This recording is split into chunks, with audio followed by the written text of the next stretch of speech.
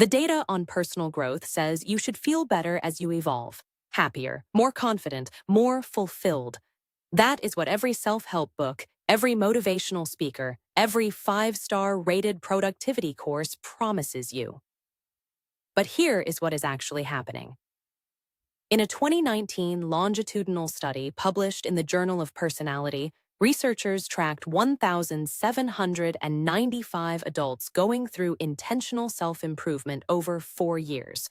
74% of them reported something nobody warned them about. Grief, not joy. Grief. They were becoming better versions of themselves, and it was costing them something real.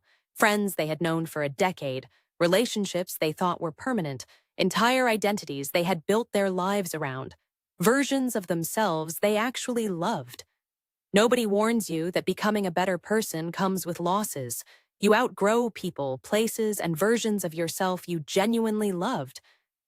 And today, we are going to talk about why that happens, what your brain is actually doing during identity transitions, and what you can do about the grief that nobody in the personal development space wants to talk about.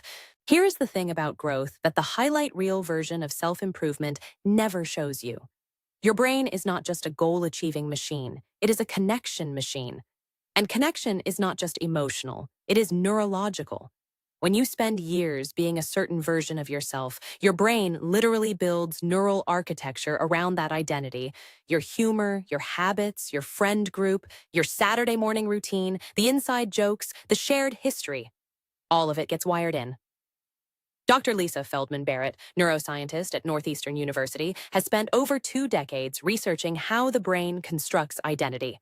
Her conclusion is blunt. The brain predicts who you are based on who you have been.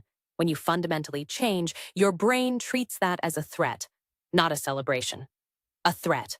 So when you start waking up at 5 a.m., cutting out alcohol, building discipline, reading instead of scrolling, something strange happens. The people around you who knew the old you start pulling away.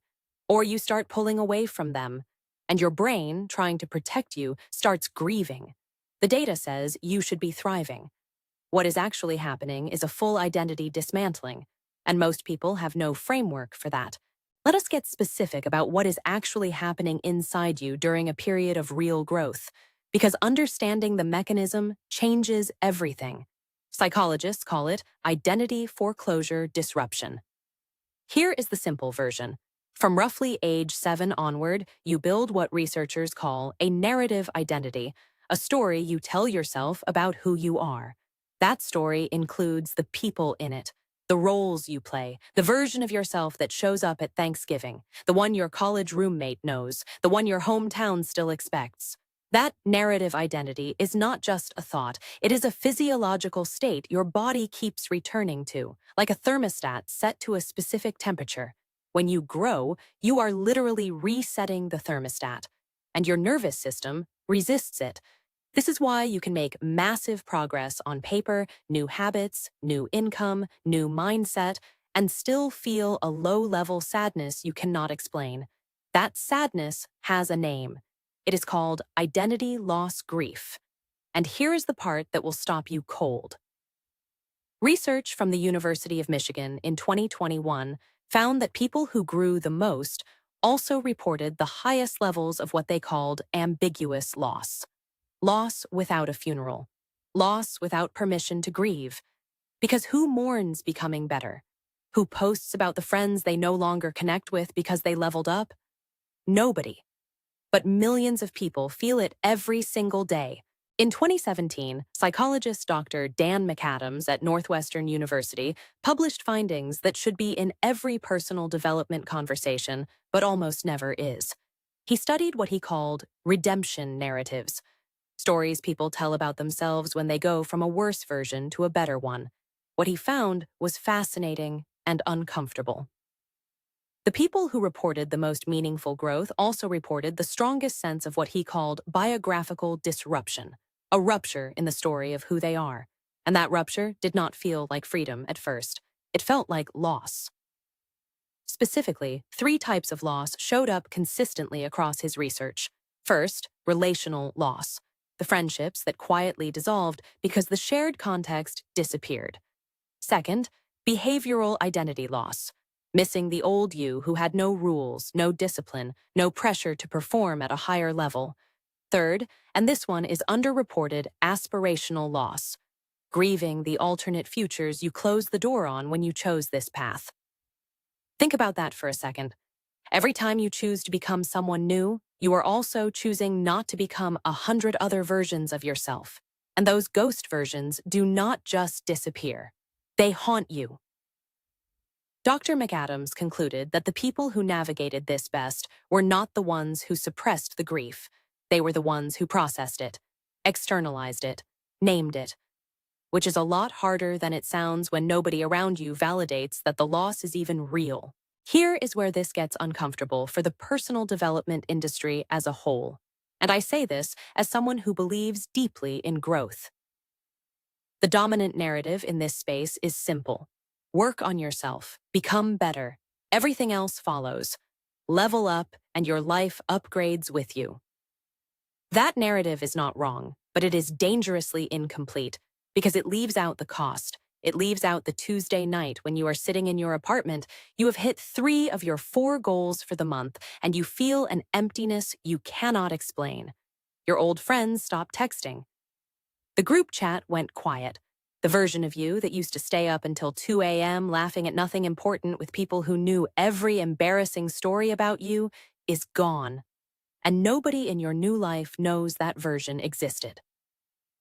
The self-improvement world treats that as a bug, a side effect of weakness. If you miss who you were, you must not want growth badly enough. But the research says the opposite. The grief is proof the growth is real. You cannot lose something that was never there. The people who feel no loss during identity transitions are usually the ones who have not actually changed. They have just adopted new vocabulary. Real transformation costs something. The question is whether you are equipped to pay that price without it breaking you, and most people are not, because they were never given the tools. So what do you actually do with this? Because knowing the research is useful, but you are living in a body that is grieving in real time, and you need practical ground to stand on. Here is what the evidence supports. Step 1.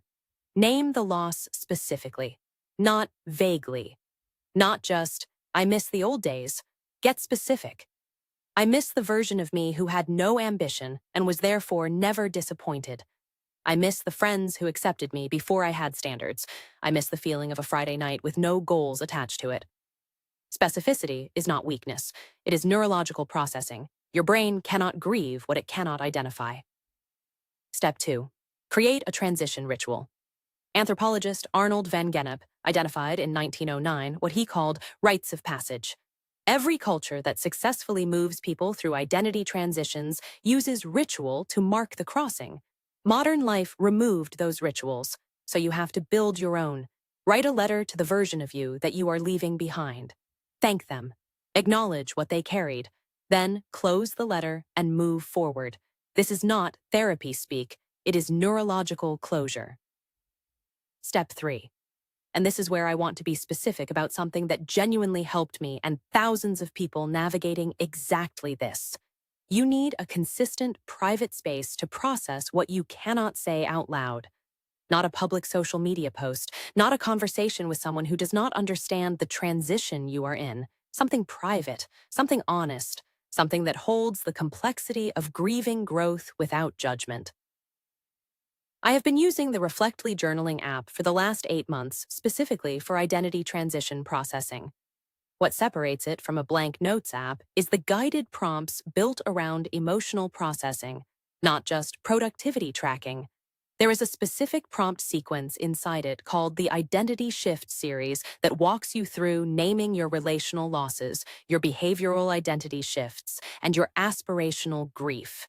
It took me 3 weeks of consistent use before I could articulate a loss I had been carrying for 2 years without knowing what to call it. The link is in the description. If you are in a season of real growth and you feel that unexplainable low-level weight, this is the tool I would hand you first. Let me close the loop we opened at the start. Because we started with a contradiction. The data says growth should feel good. What is actually happening is that real growth feels like grief first and clarity second. And now you know why. Your brain is not broken. Your relationships are not failures. Your longing for the old version of yourself is not weakness. It is the most human possible response to real transformation.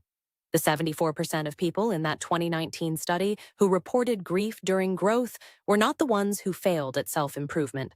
They were the ones who actually did it. The version of you that nobody prepared you for is the one standing on the other side of that grief, not the one who skipped it. Not the one who performed growth for social media and never felt the actual cost. The one who named the losses, sat with them, processed them, and kept going anyway. That version of you is not a destination. It is a practice.